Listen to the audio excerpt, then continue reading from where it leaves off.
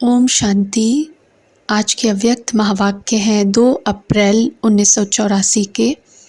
मुरली का टाइटल है बिंदु का महत्व। ज्योति बिंदु ज्ञान के सिंधु शिव बाबा अपने ज्योति बिंदु आत्माओं प्रति बोले, आज भाग्य विधाता बाप सर्व भाग्यवान बच्चों से मिलने आए हैं। भाग्य विधाता बाप सभी बच्चों को भाग्य बनाने की अति सहज विधि बता रहे हैं। सिर्फ बिंदु के हिसाब को जानो। बिंदु का हिसाब सबसे सहज है। बिंदु के महत्व को जाना और महान बने। सबसे सहज और महत्वशाली बिंदु का हिसाब सभी अच्छी तरह से जान गए होना। बिंदु कहना और बिंदु बनना। बिंदु बन बिंदु बाप को याद करना है। बिंदु थे और अब बिंदु स्थिति में स्थित हो बिंदु बाप समान बन मिलन मनाना है। यह मिलन मनाने का युग उड़ती कला का युग कहा जाता है। ब्राह्मण जीवन है ही मिलने और मनाने के लिए।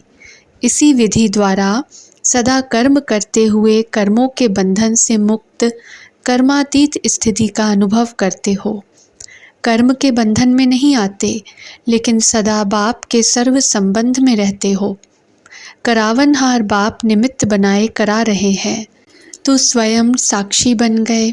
इसलिए इस संबंध की स्मृति बंधन मुक्त बना देती है।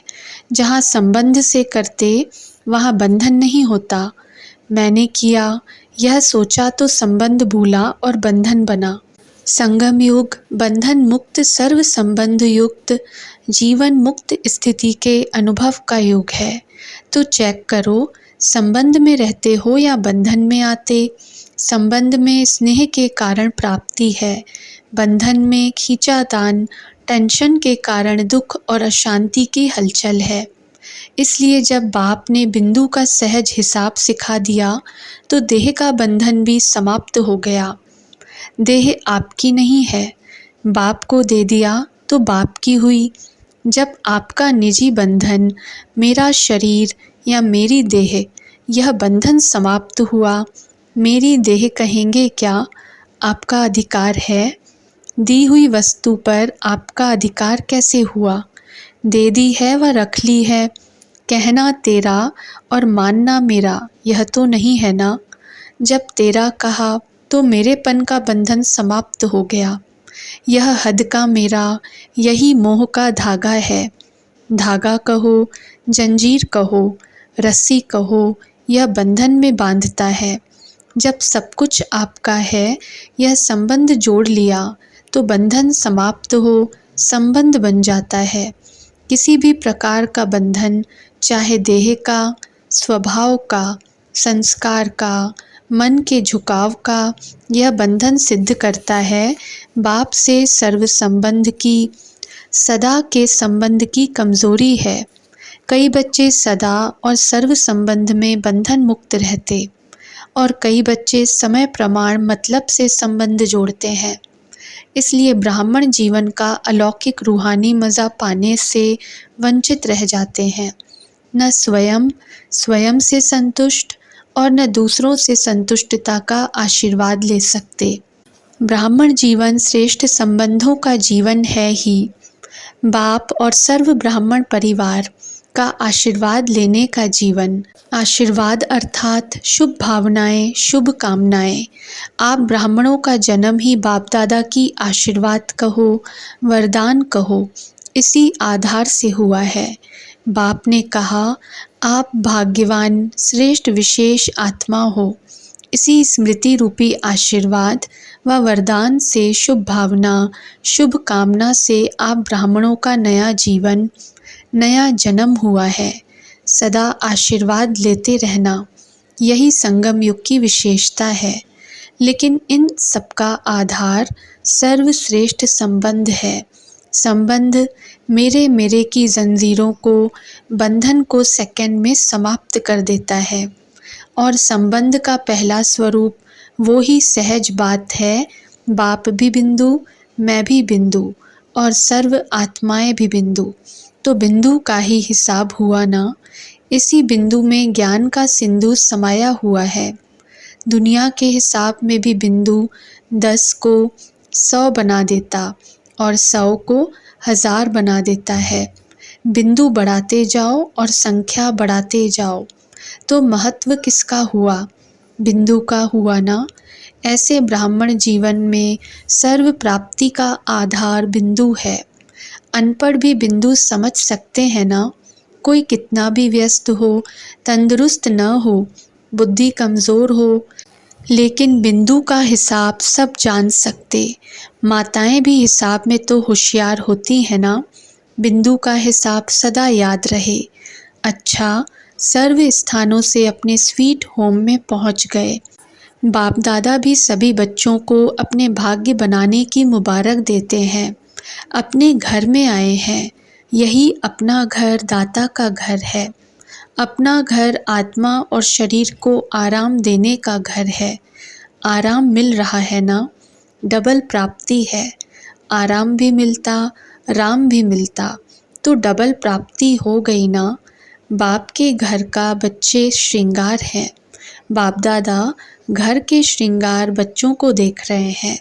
अच्छा, सदा सर्व संबंध द्वारा बंधन मुक्त कर्मातीत स्थिति का अनुभव करने वाले, सदा बिंदु के महत्व को जान महान बनने वाले, सदा सर्व आत्माओं द्वारा संतुष्टता की शुभ भावना, शुभ कामना की आशीर्वाद लेने वाले, सर्व को ऐसी आशीर्वाद देने वाले, सदा स्वयं को साक्षी समझ निमित्त भाव से कर्म करने वाले, ऐसे सदा अलौकिक रूहानी मौज मनाने वाले, सदा मज़े की जीवन में रहने वाले, बोझ को समाप्त करने वाले, ऐसे सदा भाग्यवान आत्माओं को भाग्य विधाता बाप की याद, प्यार और नमस्ते। दादियों से समय तीव्र गति से जा रहा है। जैसे समय तीव्र गति से चलता जा रहा है, ऐसे सर्व ब्राह्मण तीव्र गति से उड़ते हैं। इतने हल्के डबल लाइट बने हैं। अभी विशेष उड़ाने की सेवा है। ऐसे उड़ाती हो। किस विधि से सबको उड़ाना है? क्लास सुनते सुनते क्लास कराने वाले बन गए। जो भी विषय आप शुरू करेंगे, उसके पहले उस विषय की पॉइंट्स सबसे पास होंगी। तो कौन सी विधि से उड़ाना है, इसका प्लान बनाया है। अभी विधि चाहिए हल्के बनाने की। यह बोझ ही नीचे ऊपर लाता है। किसको कोई बोझ है, किसको कोई बोझ है। चाहे स्वयं के संस्कारों का बोझ, चाहे संगठन का, लेकिन बोझ उड़ने नहीं देगा। अभी कोई उड़ते भी हैं तो दूसरे के जोर से, लेकिन दूसरे के जोर से उड़ने वाले कितना समय उड़ेंगे। जैसे खिलौना होता है, उसको उड़ाते हैं, फिर क्या होता? उड़कर नीचे आ जाता। उड़ता ज़रूर है, लेकिन सदा नहीं उड़ता। अभी जब सर्व ब्राह्मण आत्माएं उड़ें, तब और आत्माओं को उड़ाए बाप के नज़दीक पहुंचा सकें। अभी तो उड़ाने के सिवाय, उड़ने के सिवाय और कोई विधि नहीं है। उड़ने की गति ही विधि है। कार्य कितना है और समय कितना है। 47 वर्ष में 1-1.5 लाख ब्राह्मण हुए हैं, लेकिन कम से कम 9 लाख तो पहले चाहिए। ऐसे तो संख्या ज़्यादा होगी, लेकिन सारे विश्व पर राज्य करेंगे तो कम से कम 9 लाख तो हों। समय प्रमाण श्रेष्ठ विधि चाहिए। श्रेष्ठ विधि है ही उड़ाने की विधि। उसका प्लान बनाओ। छोटे छोटे संगठन तैयार करो। कितने वर्ष अव्यक्त पाठ को भी हो गया। साकार पालना, अव्यक्त पालना, कितना समय बीत गया।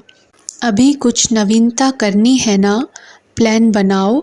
84 में कम से कम 84 का चक्र तो पूरा हो। उड़ने और नीचे आने का चक्र तो पूरा हो। 84 जन्म है, 84 का चक्र गाया हुआ है। 84 में जब यह चक्र पूरा होगा, तब स्वदर्शन चक्र दूर से आत्माओं को समीप लाएगा। यादगार में क्या दिखाते हैं? एक जगह पर बैठे चक्र भेजा और वह स्वदर्शन चक्र स्वयं ही आत्माओं को समीप ले गया। स्वयं नहीं जाते, चक्र चलाते हैं। तो पहले यह चक्र पूरे हों, तब तो स्वदर्शन चक्र चले। तो अभी 84 में यह विधि अपनाओ जो सब हद के चक्र समाप्त हों।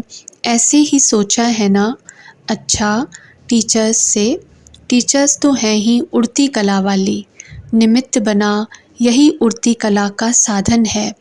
तो निमित्त बने हो, अर्थात ड्रामा अनुसार उड़ती कला का साधन मिला हुआ है। इसी विधि द्वारा सदा सिद्धि को पाने वाली श्रेष्ठ आत्माएं हो।